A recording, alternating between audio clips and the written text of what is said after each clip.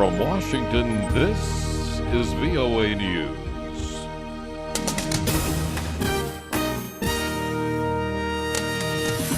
Coming up, the latest on tensions between Israel and Hamas militants, key arrest in Nigeria blast.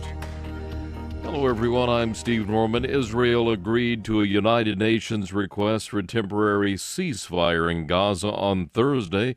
That truce will last 5 hours for what the Israeli army says are humanitarian reasons to give Palestinians a chance to restock supplies. But the army warns it will react if militants fire on Israel during the truce. Israeli warplanes and naval vessels are directly targeting Hamas leadership in Gaza in response to continued rocket fire from the Palestinian territory into Israel. We get more now from VOA's Gabe Joselow in Gaza. The military has been targeting Hamas political leaders, including senior official Mahmoud Zahar, whose home was reduced to a pile of rubble in an early morning strike. Nobody was inside at the time. Israeli military spokesman Lieutenant Colonel Peter Lerner says the strikes are part of operations to disrupt the group's terrorist activities. The line between political and terrorist activists is extremely vague as far as Hamas is concerned. And the people we struck is the leadership who are involved in terrorist activities, involved in coordinating and leading and instructing these type of activities. Lerner said 70 rockets were fired at Israel on Wednesday, 25 of which were intercepted by the Iron Dome missile defense system. Gabe Joselow, VOA News, Gaza. Syrian President Bashar al-Assad was sworn in for a new 7-year term following his election. The opposition and Western allies have dismissed it as a sham. He took the oath of office Wednesday during ceremony at the presidential palace in Damascus. Last month, President Assad won a landslide election held only in government-controlled areas. His country's civil war now in its 4th year. Here in Washington, President Obama says it has not yet been determined if nuclear talks with Iran will be extended beyond Sunday's deadline for a deal. Iranian Foreign Minister Mohammad Javad Zarif said this week that the process is worth continuing.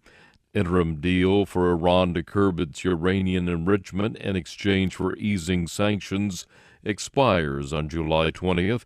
Diplomats from Britain, China, France, Germany, Russia, and the U.S. have been working with Iran on a longer-term deal.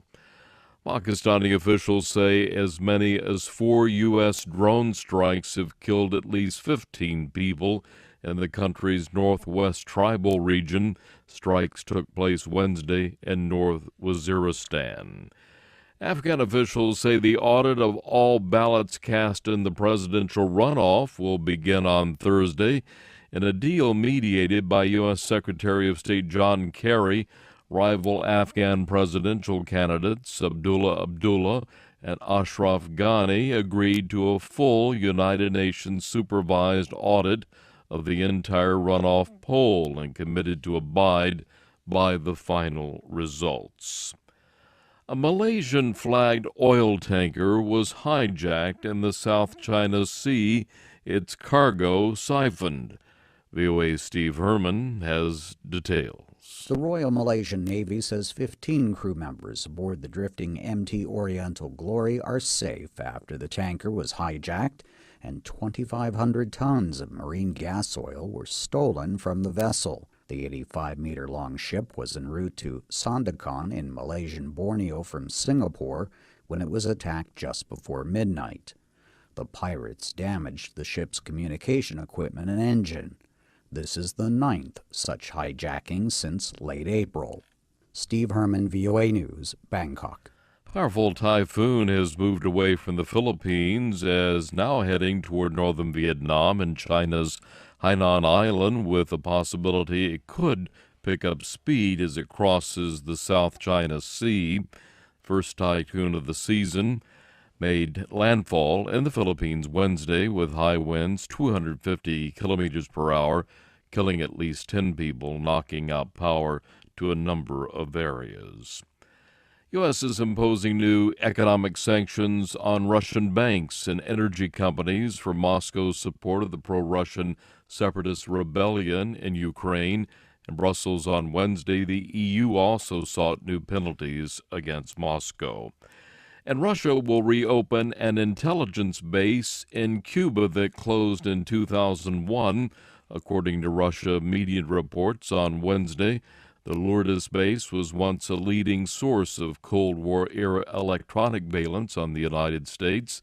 The base is located south of Havana, where it opened in 1964 to spy on the U.S. during the Cuban Missile Crisis. That's the latest world news from VOA.